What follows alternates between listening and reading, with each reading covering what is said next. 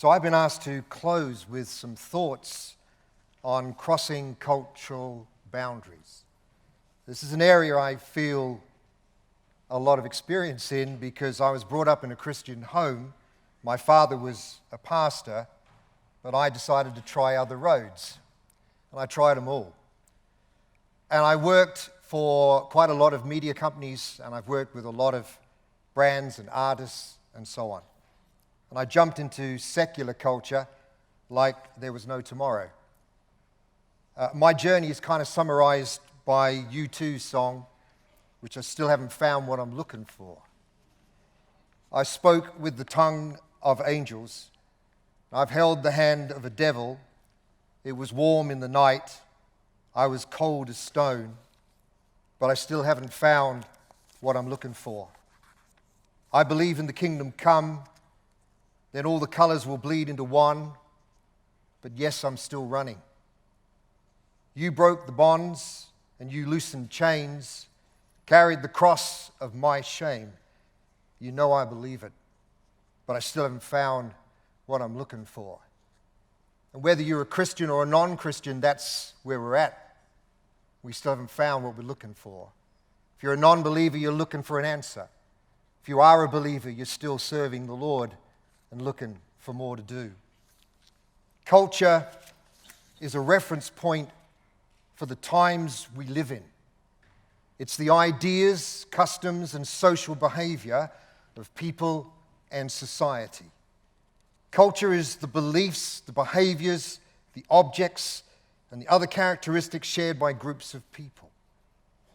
Culture is a word for the way of life of groups of people, meaning the way they do things. We see it, feel it, consume it, hear it, taste it every day through various ways. Some things we love, some things we don't like. We select the culture we like and ignore the culture we don't like. Jesus, when he walked on the earth, encountered culture. He saw it, felt it, consumed it, heard it, and tasted it too. But he did something wonderful.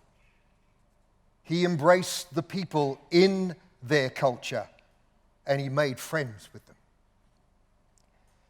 Wherever you come from, whatever you think you are, whatever you believe in, whatever you've done, at the end of your journey, you can find Jesus waiting to sit with you. Matthew 9, verse 10 and 11 says, while Jesus sat at supper in the house, many tax collectors and sinners came and sat down with him and his disciples. When the Pharisees saw it, they said to his disciples, why does your teacher eat with tax collectors and sinners? Who do you sit with? Where do you sit? Who do you eat with? What do you eat? The answer to these questions determines your approach to grace and culture. Remember, Jesus sat with you and with me when we were deep in our world of confusion and sin, when our culture was not like the kingdom's culture, when no one wanted to sit with us, Jesus did. In fact, he has never left his seat with us. He is still there through our confusion, our pain and sin, because he wants to be our friend, despite where we are at and what we do. He found us in our mess. He came into this world of sin to be our friend. He became our sin and paid the price for our redemption. He showed us favor and grace when everybody else showed us the door. He gave us a chair to sit on at his table of grace, and he's never left that chair. He didn't judge us. He reached out his hand of friendship and grace, and when we accepted it, he sat down with us. Every day we are immersed in the cultural pressures of the day. Our digital channels enlighten us on the latest must-haves mixed with the latest fears. In all this noise, I hear a question from people. It's, will you sit with me? I'm confused. will you sit with me? People are asking for carers to sit with them in their culture. Jesus is still asking every day for people to come and sit with him. Jesus sits with us, yet somehow we as Christians, sometimes we struggle to do the same for others. Why did he sit? Because he did not run from what he saw and what he heard. Because he knew it takes time to share a burden. Jesus said, I don't care about what you've done, I just care about you, so let's sit and talk. Andy Crouch, the author of Culture Making, Recovering Our Creative Calling, calls Christians to be culture makers. For too long, Christians have had an insufficient view of culture and have waged misguided culture wars. But we must reclaim the cultural mandate to be the creative cultivators that God designed us to be. Culture is what we make of the world. It's not enough to condemn culture, nor is it sufficient merely to critique culture, or copy culture, or consume culture. The only way to change culture is to create culture. It's not looking for problems, it's being the solution. It's not shutting the door, it's opening the house. It's not turning off the noise, it's listening to everything and everybody. It's being where people are at. It's not pulling away, it's reaching out. Last week, Kanye West released an album called Jesus is King. But the debate started straight away on how can a hip-hop guy who has outspoken views on life and who has been a frequent source of controversy, let alone married to Kim Kardashian, how can he talk about Jesus? One of the songs on the album is called Hands On. These are the words.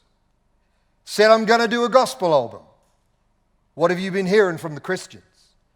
They'll be the first one to judge me. Make it feel like nobody loved me. They'll be the first one to judge me, feeling like nobody loved me. Told people God was my mission. What have you been hearing from the Christians? They'll be the first one to judge me. Make it feel like nobody loved me. I worked with Zane Lowe in one of my radio stations. Zane Lowe, as you know, runs Apple Music. Zane Lowe talked to Kanye West about Jesus. Let's have a listen. Now that I'm in service to Christ, my job is to spread the gospel, to let people know what Jesus has done for me. You know, I've spread it a lot of things. There was a time I was letting you know what high fashion had done for me. I was letting you know what the Hennessy had done for me. I was letting you know all these things. But now I'm letting you know what Jesus has done for me. I'm no longer a slave. I'm a son now, a son of God. I'm free. So if everything is for the church, and that includes the relationship with your fans, let me ask you this. What is the relationship between a Kanye West fan and somebody who ultimately is following the same path as you? And is there a desire ultimately to convert people through this process? It's not a desire, it's my only mission and calling, is to spread the gospel.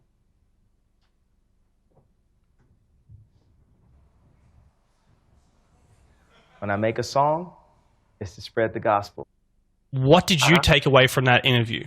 My feeling from talking to him this time is that he's in a place where he has found some peace, and he's been able to. What I really appreciated in speaking to him was that he was thoughtful and showed a real sense of self-awareness, which comes, I think, just from sort of growth and learning and lessons and triumph and challenge and being a human and being a person and being a family man, and whatever circumstances you find yourself in, ultimately you hope and trust that they will one day lead you to a place where you're able to move on from certain thoughts, certain impulse habits, ideas of who you are. I think that he's in a place where he's becoming increasingly comfortable with what his his mission is and what he wants to achieve. There was a lot of conversation, especially after that interview, that, and I was just actually listening to Beats One before we did this phone call, and there was a conversation going on about, is Kanye reintroducing himself to the world as a gospel artist, or is Jesus is King just a gospel album? Did you take away any kind of summation from that interview with Kanye?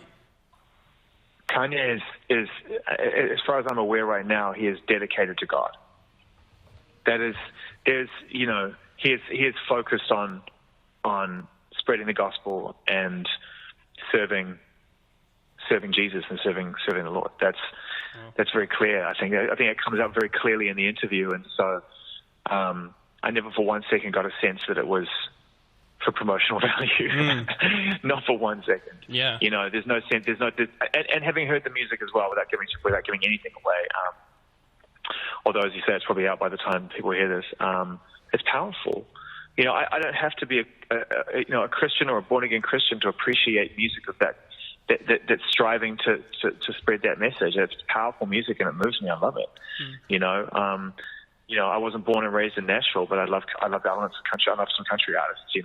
It's like music is music, and I think he's definitely in a place where he is receiving power and trying to distribute it in a inspiring way. And this is how he's got there. This is the manner into which he's arrived there. Wow. Okay. So Kanye has gone in the exact opposite direction of the cultural expectations of hip-hop and become soft and gentle and proclaim Jesus. And people are intrigued, and they are talking. And people who have never considered Jesus at least are thinking, because somebody crossed a cultural boundary. In 1956, my grandfather was an atheist. He was a sergeant major in the English Army in India. He was a gambler. He was a heavy smoker. He ruled his world. He told people what to do and how to do it. But his world was shaken by TB, and he was sent home to die. The family decided to set him up in a room on his own, and in this room, on his own, all he had was a radio. And he got into the habit of listening to the radio. That's all he had. And he started to listen to an evangelist called Oral Roberts, who at 17 himself was diagnosed with TB and found God through healing. The evangelist effectively sat with my granddad in his room. However, the evangelist was in USA, but my grandfather was in Calcutta, India. But he still sat with him. And when you share Jesus, you begin to sit with people and eat with them, and the world changes. My father wants to share something very quickly about what happened to my grandpa. When Granddad started to listen to Oral Roberts preach on the radio, he noted that at the end of his preaching, there was an opportunity to be prayed for. And Oral Roberts would always say, now if you would like me to pray for you, I'd like you to place your hand on top of the wireless, and it would be a point of contact, so that as I prayed for you, God's power would flow and you would receive healing. So Dad never heard any of this kind of preaching before. Began to do exactly what the evangelist said, and so he did that. And so every time Oral Roberts preached, he would do that. He would place his hand on the wireless. He began to read the Bible, which he'd never done in his life, and he began to pray, which he'd never done in his life before. And gradually there was a change. What happened was that he prayed consistently, got out of his bed, knelt down and prayed.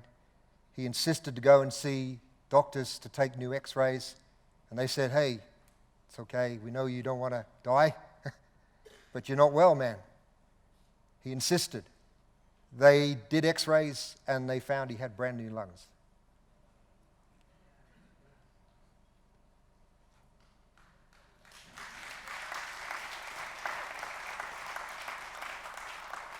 So I guess what I'm saying is this. You have to cross something to get to people. They are not going to come to us. We've got to get to them. And whether it be hip-hop or whether it be radio or whatever it might be, if it's making a cup of tea, if it's walking a dog, we've got to do it. We can talk to anyone anywhere in seconds. I can call my mum in Australia from Buckinghamshire, or should I say my mum calls me in Buckinghamshire all the time. She knows when I'm on WhatsApp. I see you're online. Here's a photo of you at 3. God is saying to us in digital content creation and what we do, I see you are online, but are you really there? Sit with me. Sit with them. No matter how educated, talented, rich, or cool you believe you are, how you treat people ultimately tells it all. What we do and what we say impacts lives every day. I do not believe that Jesus came to change culture. I believe he came to change us. And then we change the culture we live in. Sit with people, friends. Sit with people.